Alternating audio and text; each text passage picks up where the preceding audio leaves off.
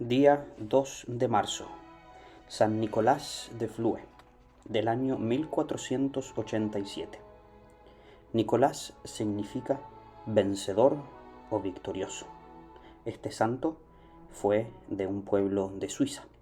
Es uno de los santos más famosos y más estimados de aquel país.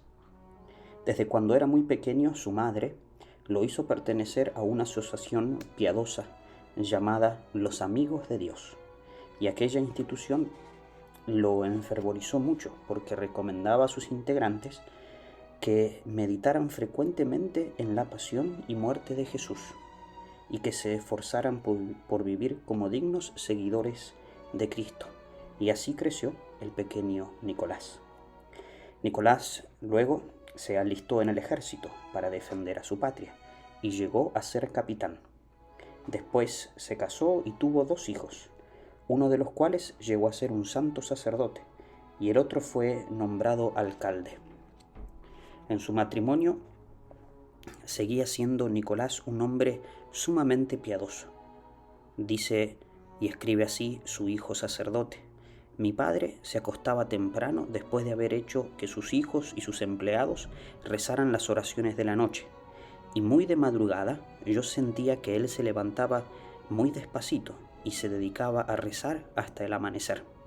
Siempre que pasaba frente a un templo abierto, entraba para orar, y cada día salía de casa por unos minutos para ir a visitar a Jesús en el Santísimo Sacramento en la iglesia.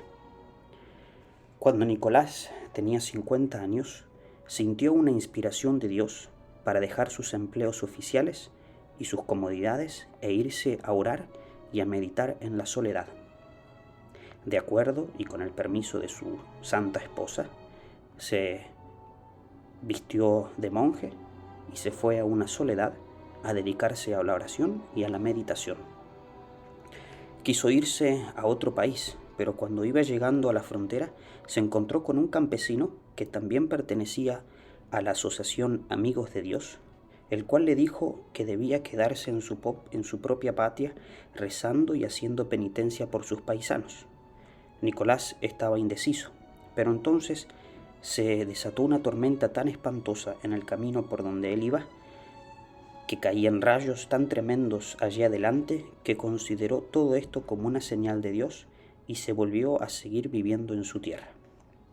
Por el camino sufrió un cólico con unos dolores de estómago tan espantosos que creyó que iba a morir. Se encomendó a Dios y el mal desapareció, pero desde ese día perdió por completo el apetito y en adelante vivió de tal manera sin comer ni beber casi nada, que nadie lograba explicarse cómo podía vivir así. Se fue a una alta montaña junto a un nacedero de agua y allí, en una cueva, pasó sus últimos 19 años, rezando, meditando y haciendo penitencia. Desde la madrugada hasta la 1 de la tarde se dedicaba a orar y a meditar.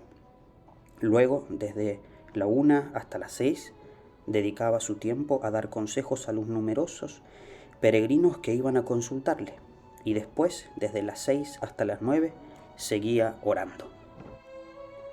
Dios le concedió el don de saber aconsejar. A un amigo suyo le contó que le había pedido mucho a Dios este don y le había logrado conseguir de su divina bondad.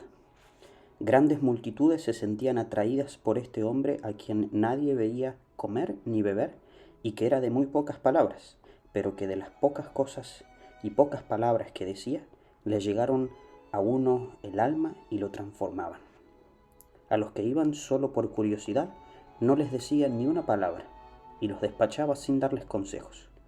A quienes le preguntaban cómo lograba él subsistir así sin casi alimentarse, les respondía: Dios sabe cómo. Las autoridades ponían detectives en los caminos para averiguar quién les llevaba alimentos, pero no encontraban a nadie.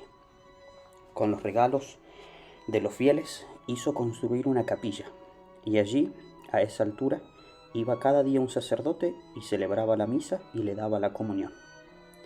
Los distintos partidos y estados de Suiza estaban tremendamente divididos y existía el peligro de que se desatara una sangrienta guerra civil en el país. Nadie los lograba poner de acuerdo. Al fin, a algunos se les ocurrió que llamaran a Nicolás. Este bajó de la montaña y de tal manera supo aconsejar sumamente bien a los unos y a los otros que se logró firmar la paz y se evitó la guerra entre los paisanos. El Senado de la Nación dio un decreto alabando a Nicolás y dándole gracias por su mediación, y allí se dice: este hombre de Dios recomienda a todos la paz y la logra conseguir. Nicolás volvió a su montaña a orar, meditar y aconsejar, y el día en que cumplió sus 70 años murió plácidamente. Desde entonces los católicos de Suiza lo consideran como santo y empezaron a conseguir favores del Señor encomendándose a este su santo paisano. El sumo pontífice lo declaró santo y nosotros le pedimos al buen San Nicolás que nos consiga de Dios el don de saber aconsejar bien y de ser instrumentos que lleven la paz a los demás, y que en nuestros países no haya más violencia, sino amor verdadero de buenos hermanos entre los paisanos.